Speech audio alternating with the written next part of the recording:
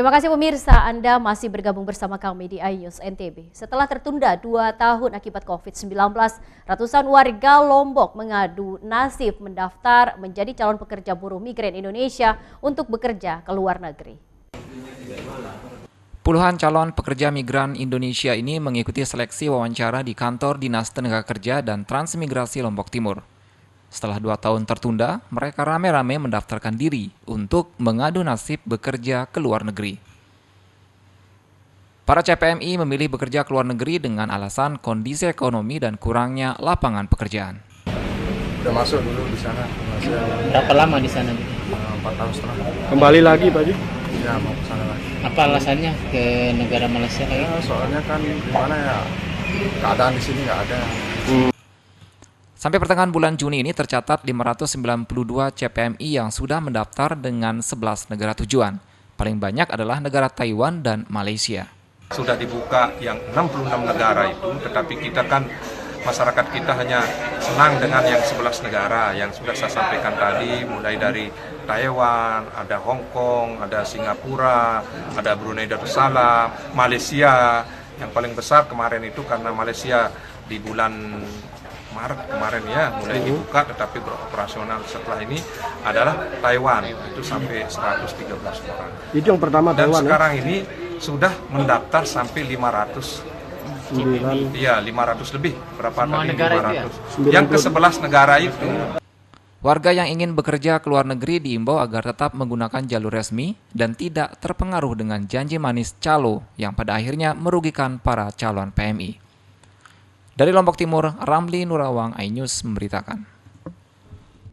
Pemirsa, Dinas Kesehatan Hewan Nusa Tenggara Barat sidak kandang sapi milik peternak yang terjangkit PMK hewan ternak. Dari sidak ini para petugas menemukan tingkat kesembuhan ternak dari PMK 90%.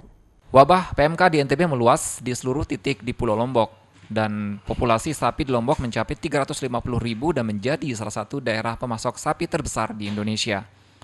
Untuk memastikan wabah PMK hewan ternak milik para peternak, Diskeswan NTB melakukan sidak ke sejumlah kandang sapi milik peternak dan melakukan penyemprotan disinfektan untuk pencegahan penyebaran PMK.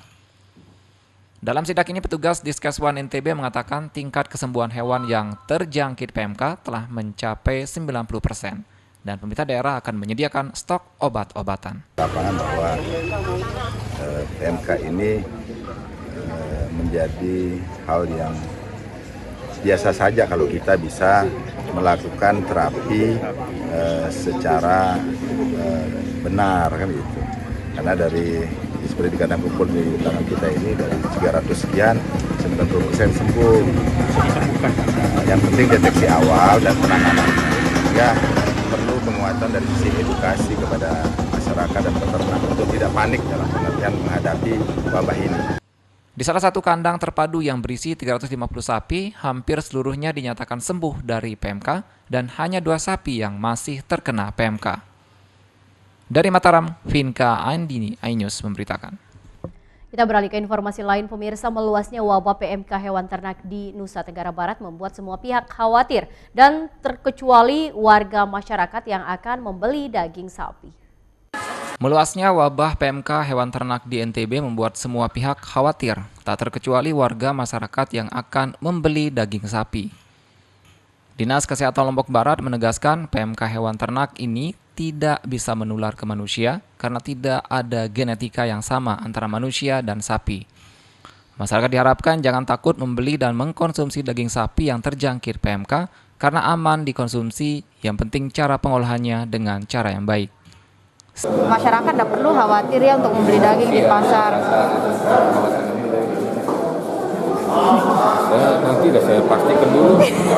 Tadi saya rapat, itu tidak menular ke manusia. Makanya memang kita harus berhati-hati. Jangan sampai yang dikhawatirkan kan nanti banyak hewan ternak yang mati. Tidak mungkin ada dalam dari sendiri berkonsultasi dengan pihak POM sudah kita koordinasikan, kita ada tim sana yang akan turun. Daging hewan yang terkena PMK dengan prosedur tertentu masih bisa dikonsumsi.